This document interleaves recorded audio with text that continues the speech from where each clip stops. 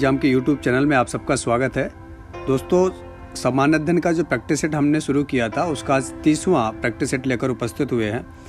ये practice set railway exam, UP SSSC के exams, SSC के एग्जाम्स या अन्य कोई प्रतियोगी परीक्षाएं के जो सामान्य अध्ययन के प्रश्न होते हैं उनके लिए बहुत ही महत्वपूर्ण ये हमारा सीरीज है, तो इसको डेली बेसिस पे आप देखते रहें।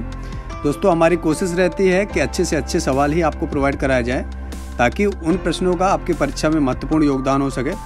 तो चलिए प्रारंभ करते हैं अपने पहले प्रश्न से। पहला प्रश्न है, अमीर खुसरो प्रसिद्ध शिष्य थे। आपको बताना है ये किनके प्रसिद्ध शिष्य थे। विकल्प ए है शेख सलीम चिश्ती के, विकल्प बी है निजामुद्दीन औलिया के, विकल्प सी है बाबा फरीद बख्तियार काकी के और विकल्प डी है शेख अहमद सरहिंदी के। तो इसका सही विकल्प कौन सा होगा दोस्तों? इसका सही विकल्प होगा विकल्प बी, यानी कि निजामुद्दीन औलिया के अमीर खुसरो प्रसिद्ध शिष्य थे। आपको बता दें ये एक सूफी संत थे अमीर खुसरो।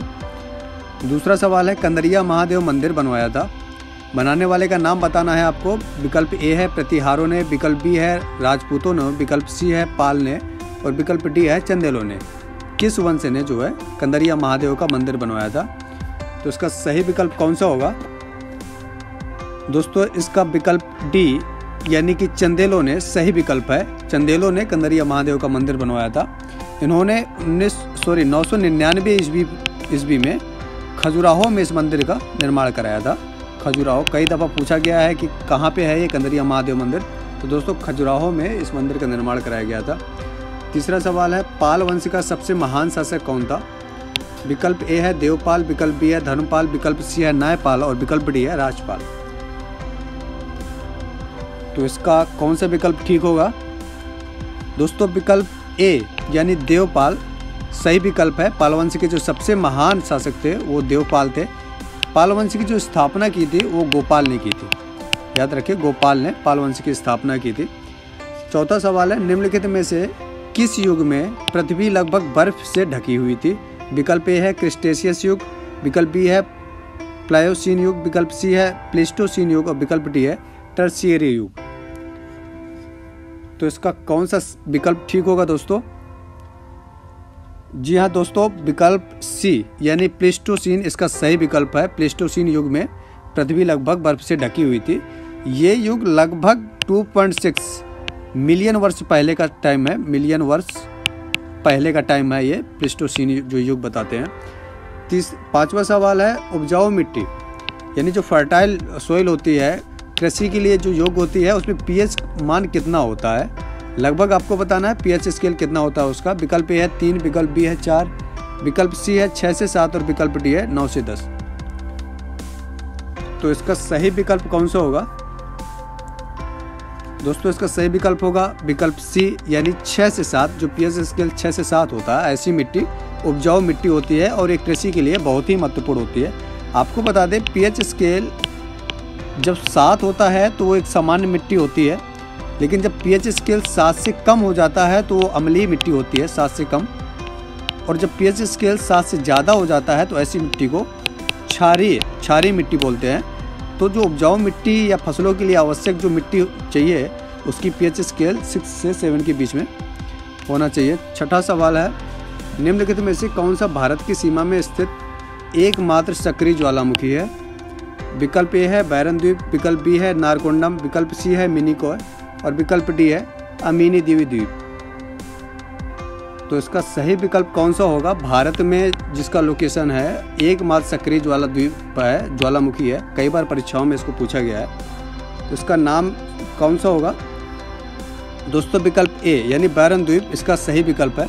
आपको बता दें बैरन द्वीप अंडमान एंड निकोबार द्वीप में स्थित है। ये भारत का एकमात्र जो ज्वालामुखी द्वीप है और ये सक्रिय ज्वालामुखी है, इसे भी याद रखें। हालांकि समाचार पत्रों में ये काफ़ी सक्रिय रहा, चर्चा में रहा, क्योंकि ये अभी हाल फिलहाल सक्रिय हुआ था। सातवां सवाल है, नए राज्य के गठन की क्षमता किस में निहित है? विकल्प ए है राष्ट्रपति, विकल्प बी है सांसद, विकल्प सी है प्रधानमंत्री और विकल्प डी है गृह मंत्री। तो इसका सही विकल्प कौन सा होगा दोस्तों? इसका सही विकल्प है विकल्प बी, यानी संसद को ये पावर है कि वो नए राज्यों का गठन करे।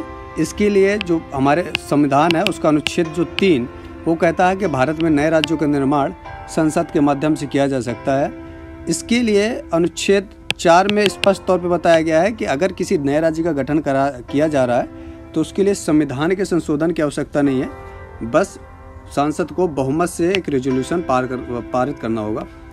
8वां सवाल है, राज्य के नीति निर्देशक तत्व DPSP को किस देश के संविधान से प्रेरणा लेकर व्युत्पन्न किया गया। यानी आपको बताना है कि जो हमारे संविधान में राज्य के नीति निर्देशक सिद्धांत है उसको कहाँ से लिया गया है। विकल्प ए है अमेरिका, विकल्प बी है आयरिश, विकल्प सी है ऑस्ट्रेलियन और विकल्प डी है ब्रिटिश। तो इसका सही जवाब कौन सा होगा दोस्तों? विकल्प बी यानी आयरिश इसका सही जवाब है। आयरिश यानी कि आयरलैंड से राज्य के नीति निर्देशक सिद्धांतों को हमारे संविधान में लिया गया है। आपको बता दें, हमारे संविधान का निर्माण कई देशों के कॉन्स्टिट्यूशनों का अध्ययन करने के बाद उनकी जो बहुत ही विशेषताएं थी जो इंडिया से मिलती जुलती थी, उन्हीं अनुच्छेदों को हमने वहाँ से लिया है।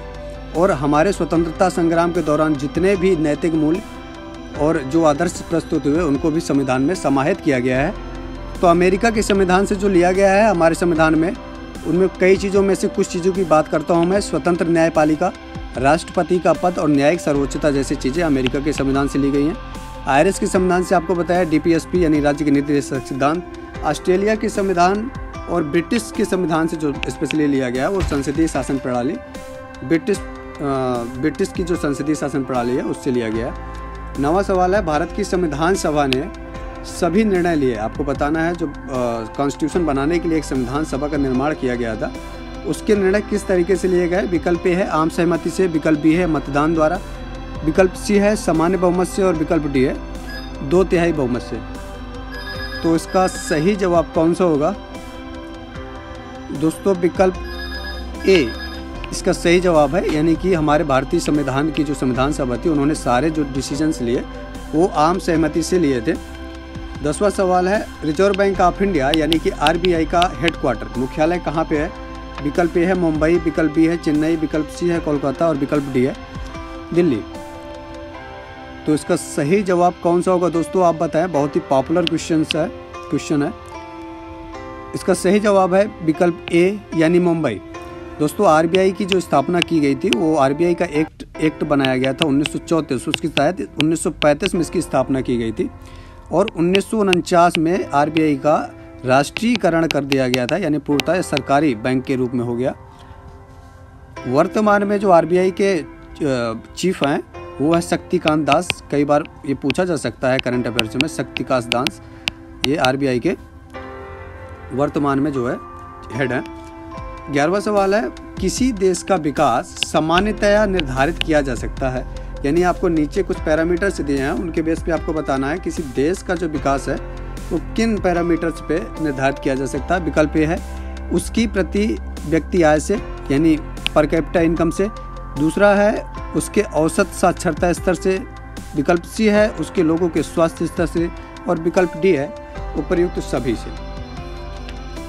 तो इसका सही जवाब होगा दोस्तों विकल्प डी यानी सभी से किसी देश की विकास का स्तर जो है हम मेजर कर सकते हैं। 12वां सवाल है, आसियान ये एक संगठन है, इसका हेडक्वार्टर कहाँ पे है आपको बताना है। विकल्प ए है जिनेवा, विकल्प बी है जकार्ता, विकल्प सी है दिल्ली और विकल्प डी है मनीला। तो इसका सही जवाब कौन सा होगा दोस्तों? इसका सही जवाब है विकल्प बी यानी जकार्ता। जकार्ता इंडोनेशिया में है।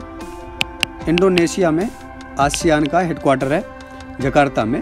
आपको बता दें इस संगठन की जो स्थापना की गई थी वो की गई थी 8 अगस्त 1967 में, 67 में की गई थी। इसका फुल फॉर्म है, कई बार पूछा जा सकता है कि फुल फॉर्म इसका क्या है, तो इसका है association of south east Asia Nations, याद रखें। और इस समय इसमें जो है 10 कंट्रीज हैं और भारत भी इसमें एक सहभागी कंट्री के रूप में शामिल है। 13वां सवाल है, चर्म रोग स्किन जो डिसीजेज हैं उसके उपचार में प्रयोग किया जाने वाला रेडियो आइसोटोप कौन सा है। विकल्प ए है रेडियो सीसा, विकल्प बी है रेडियो कोबाल्ट, विकल्प सी है रेडियो फास्फोरस और विकल्प डी है रेडियो आयोडीन। इसका सही जवाब कौन सा है फ्रेंड्स? बताएं आप, सही जवाब इसका क्या होगा? जी, विकल्प सी यानी रेडियो फास्फोरस इसका सही जवाब है। रेडियो आइसोटोप यानी रेडियो फास्फोरस का उपयोग स्किन डिसीजेज जो हैं उसके उपचार के लिए किया जाता है। 14वां सवाल है, रेडियो एक्टिवता या रेडियो सक्रियता को किसके द्वारा मापा जाता है? विकल्प ए है गाइगर मूलर काउंटर द्वारा, विकल्प बी है पोलरीमीटर द्वारा, विकल्प सी है कैलोरीमीटर द्वारा, विकल्प डी है कैलोरीमीटर द्वारा। आपको बताना है रेडियो सक्रियता किससे मेजर किया जाता है। तो इसका सही जवाब होगा विकल्प ए यानी गाइगर मूलर जो काउंटर है उसके द्वारा रेडियो सक्रियता की मेजरमेंट की जाती है। आपको बता दें ये जो स्केल बनाया गया है ये एक वैज्ञानिक थे गाइगर मूलर, उनके नाम पे ये बनाया गया है। 15वां सवाल है, प्लास्टर ऑफ पेरिस जिसे पीओपी सामान्यतः पीओपी के नाम से जानते हैं किसके आंशिक निर्जलीकरण से बनाया जाता है? विकल्प ए है एप्सन लवण, विकल्प बी है जिप्सन लवण, विकल्प सी है नीला थोथा और विकल्प डी है हरित काचर। तो इसका सही विकल्प कौन सा होगा दोस्तों? प्लास्टर ऑफ पेरिस किसके आंशिक निर्जलीकरण से बनाया जाता है? जी हाँ दोस्तों, इसका सही विकल्प होगा विकल्प बी यानी कि जिप्सम लवण के माध्यम से, मतलब जिप्सम लवण के आंशिक निर्जलीकरण के माध्यम से प्लास्टर ऑफ पेरिस यानी कि पीओपी तैयार किया जाता है। आपको बता दें इसका जो रासायनिक सूत्र है वो है CaSO4 हाफ H2O। इसको बोलते हैं कैल्शियम सल्फेट हेमीहाइड्रेट। और जो अंग प्रत्यंग होते हैं, फ्रैक्चर्ड जगह होते हैं, वहाँ पे इसको लेप करने से पहले थोड़ा पानी में थोड़ी देर के लिए भिगोना पड़ता है। धन्यवाद दोस्तों, उम्मीद है आज की वीडियो आपको पसंद आई होगी। अगर वीडियो पसंद आई है तो कृपया लाइक करें, शेयर करें, साथ ही हमारे चैनल को सब्सक्राइब जरूर करें तथा बेल आइकन को जरूर दबाएं ताकि हमारी वीडियो सबसे पहले आप तक पहुँचे।